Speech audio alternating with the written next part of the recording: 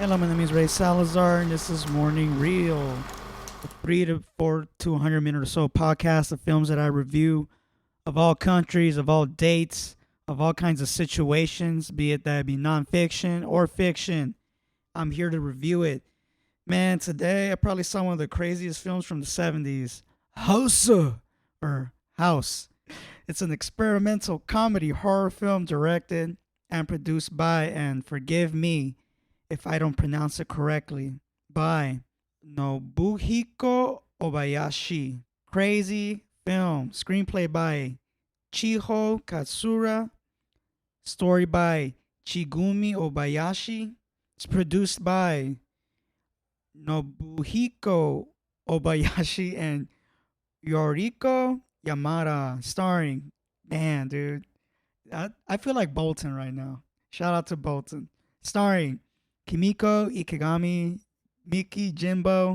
I swear to God, dude. The next one, the first name is literally AI. So it's Ai Matubara, Kumiko Oba, Miyako Sato, Eriko Tanaka, Masayo Miyako, and Yoko Minamida. Cinematography by Yoshitaka Sakamoto. Edited by Nobu Ogawa. Music by Asei Kobayashi and Miki Yoshino. Production company Toho. Yes, this is a Japanese film. Who would have thought how crazy these Japanese artists are, man? This movie is crazy. This movie is basically about a house that eats people. And the house is fronted by this cat.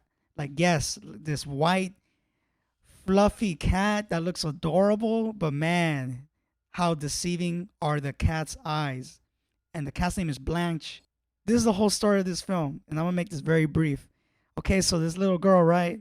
She's like a very popular high school girl or whatnot, and she doesn't have a mom in her life because her mom died or something like that, and so she has a dad. But her dad is this like very famous film composer. So she's pretty well off, like she gets whatever she wants, right? So I guess they do this thing, or they wanted to vacation to this one specific place, right? The dad's like, "Hey, I got some news, man. Like, it's been 8 years since your mom died, and as a man, like I gotta get my fix in women, Like I want a companionship with a woman. It's time. So I hope it's okay with you, but I'm gonna bring this woman along, who I intend to marry, and she's gonna be your stepmom." And the schoolgirl was not having it. She was not. She's like, "What the hell? Like, how can you do this? How can you betray me like that?" And you know how typical high school girls are, very entitled and shit. Bitches, as Ezone would say. What's up, Ezone? Ezone's eating a burrito right now. He looks like he's enjoying that burrito. Is it a burrito? Yeah, ASHO. Gotta be careful with that. So the name of this character is named Gorgeous. Oh man, the names, dude. The names of the cast. Hilarious. Anyways, Gorgeous, right? That's the main girl. And she decides, you know what, I'm gonna hit up my aunt. I wanna stay with my aunt this summer. I don't wanna, go to that trip with my dad and his girlfriend and all that. Fuck that shit. So she decides to go to her aunt. And the stepmom to be decides, you know what? I'm gonna talk to her. We're gonna work this out. So she would be on her way to the house, right? Gorgeous and her friends named Kung Fu, Prof, Fantasy, Mac, who's the best one, Sweet, Melody, and then the auntie being Auntie. So they go to Auntie's house, and just slowly but surely, each character just happens to disappear. Things happen in the house.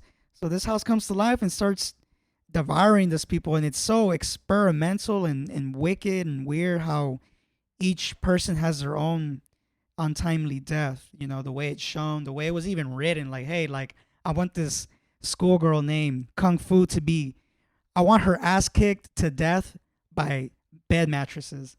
So you see, like, 3 bed mattresses just like pummeling the shit out of this character named Kung Fu. It's wild, man. It's hilarious. So this movie is intended to be funny. Obviously, it's intended to be very psychedelic-ish, trip where, like, if you were to take acid, like, this would be the perfect film for you to be in. And there's a lot of scenes that relate to each character as far as like how they go.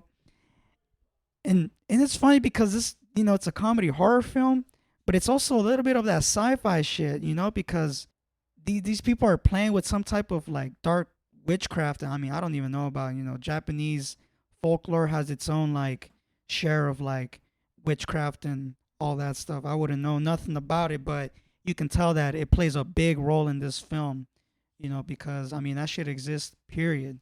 Overall, this film is wild. I would recommend anybody to see, especially if you're like want to get into Japanese culture and stuff, to get into Japanese filmmaking, especially from the 70s era. This is a good place to start, and you could only go forward from there because after you see it even once, you're probably gonna be like, all right, you know what, I'm good. I think this one time is it. But I don't know, man. Like films like these, I gotta come back to because it's so they put a lot of attention to detail with a lot of the scenes as far as like showing somebody be beheaded, showing a cat leaping from one place to another. It's very interactive, and you can tell it's fake. You can tell that whatever you're seeing right now on screen is either green screen or blue screen because you do see some blue. And not only that, you can tell it's in a big giant set, like a big elaborate set where they have like maybe like up to 15 different types of sceneries, and it's all the same film, and it's supposed to mimic a house. It's very incredible, because when you're in the house and you look at it, you can tell it's a set, but they do so well to try to make it look like it's a real abandoned home where like literally the person that you see that is alive is probably not alive at all, and it's one big trip after that. My name is Ray Salazar. Following me at Morning Shot Films, IG and YouTube. Check out my website, morningshotfilms.co. I want to shout out to everybody who tuned into my podcast and all that stuff and who likes listening to my stuff. Rate and review this. Send me comments. You can send me any kind of review, question, or comment at officialmorningreel@gmail.com. Now, next week is probably Halloween week, right? And I promised that I would put out, because y'all guys voted on IG, I'm going to put out A Nightmare on Elm Street 3. I've never seen this film. A lot of people voted for it, which is crazy. So, you know what? I got to see it. And it's on HBO Max for free. So, I definitely got to see it. So, shout out to them. Thank you.